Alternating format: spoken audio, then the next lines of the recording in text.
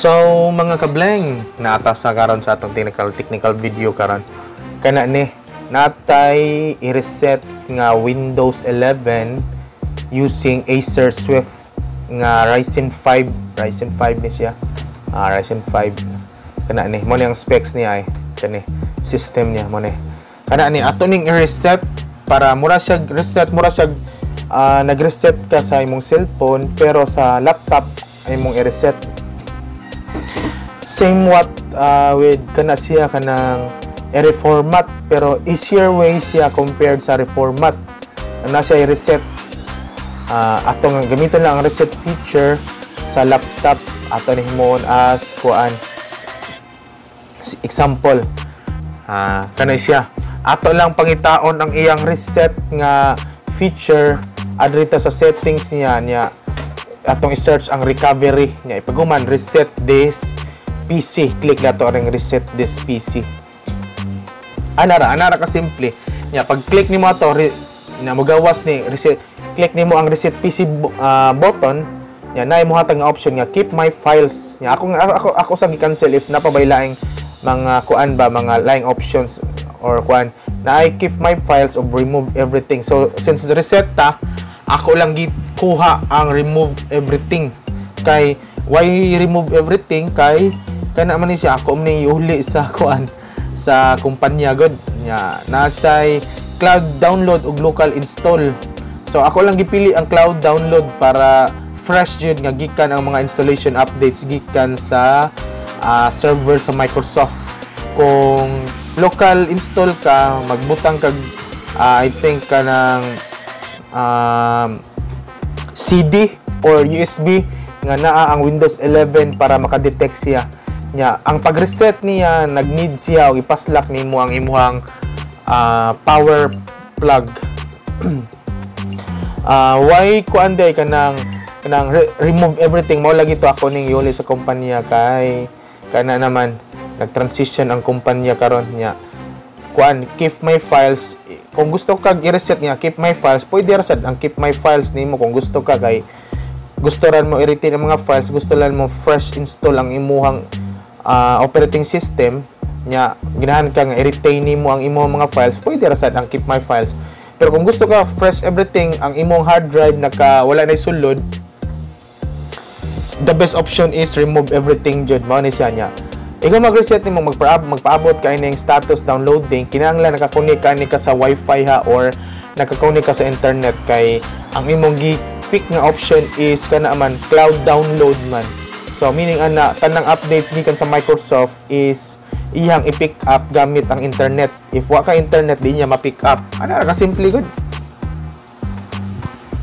So ato ning paaboton hangtod sa mahumaning reset na ni mga corresponding steps or to be follow after ani. So mao ni siya ni reset siya after reset nasay restart nasay ka na resetting this PC. So continuous yung process until nga maabot ka sa instructions nga need nimo ng gikan sa imuha nga unsa imong sundon. Ana ra gud ana ra ka simple ra kayo ning pag-reset ay pwede ra ni piyungan ya man kana ra ni pabot-pabuton ra nimo.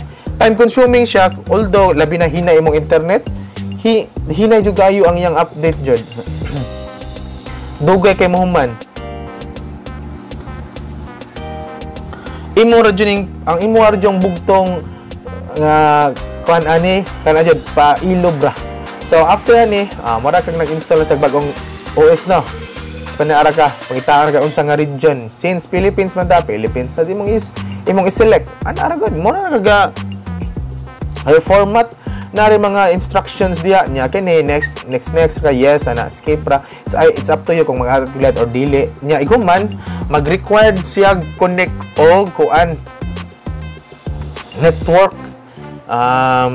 If naka-connect ka through UTP cable no need na ni siya. If wala mag-need kag wifi connection jud mo si naka-hassle sa dani. Make sure jud nga naa jud kay internet connection kay mag-need jud siya ginani kay since from the start na may option dito nga cloud install dito ka masango if wa ka internet If local install, I don't think if required ang pag-connect nimo internet kay na may local install nga which is from USB or CD ang kinahanglan. So after ato na restart siya balik nya ni black screen nya fresh start. Anara ka simple jud. Nya ikahuman ani magpaabot ra jud ka nga mahuman jud ni siya. Kay na naman po ni mga corresponding steps kini ay license agreement nya accept ra ka next ra kana nya imong i-name imong laptop imong device unsa imong ipa-name ani unsay gusto nimong ipa-name ani ana nya mag-wait na sad ka sa another steps or process nga follow nya sign in ka kini need jud kag mag-sign in kay wala man siya option nga skip or cancel ba nga mo sign in. So dapat na kay account sa Microsoft. If wala mag-create ka diara ay wala sad ay create new one nya tanaw ko wala man sa skip or cancel wala. So akong gibalik-balik jud wala man jud sign in may nakabutang. So sign in jud tawa create sign in with security key niya sign in options. So I think mag-create jud ka if wala kay account sa Microsoft. If na i-sign in nimo kapila na balik-balik wala jud. So the best thing ini if wala create new one if wala if na i-sign in na lang nimo ang imong account. Anara kasi. So anara. So next ka sa imong i-sign in mong account since wala man koy account di ay create new one ko. Mag-create inana ra ka step nara si option nga create new one ya. Next ra ka nya mo send ra siya authentication or OTP sa kung baga sa imong email. Ani ay create new password ra ka. Ana ra gud verification send sa imong email. Nya install ka sa butang ka sa imong name. Pwede ra sa imong nickname ang butang kay total di na super strict nga nakaila nimo mo na imong full name or full name jud nimo. Butang sa imong birthday. Ana ra ka simple ra ka. Follow the steps lang jud ka na jud ka sa saktong kuan send sa email ngayo siya og verification code. Pwede ra skip now pero later on mangayo ra gyapon ni siya og verification code nga ipa-verify niya ang imong account. So ana ra ka simple gud. Nya magpaabot na sad ka sa next step. Kung unsay next step ani niya. Nanay mga skip for now. Create pin. Wala say skip for now ang create pin. So kinahanglan jud ka mag-create og pin. So ako sa ning murag required nila, necessary nila nga mo create kag pin. Wala siya skip or cancel. If mo cancel ka, wala sa ilang option. Create pin jud diretso. So nag-create na lang og pin. So medyo strict ng ilang pin. Mao to nag-create kog mga sakto-sakto nga pin nga igo jud.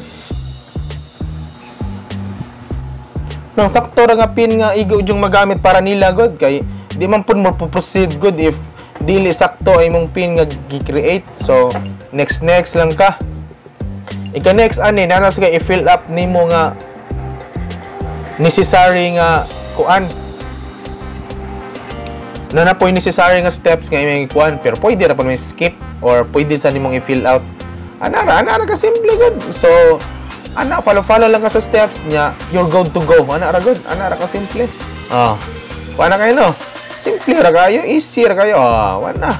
If ganahan mo inani nga video, please follow my channel o like my Facebook page as well. So, inani nga video, kita-kits ulit sa next video ko mga kableng. Hey, mga kableng, kita-kits, mga kableng.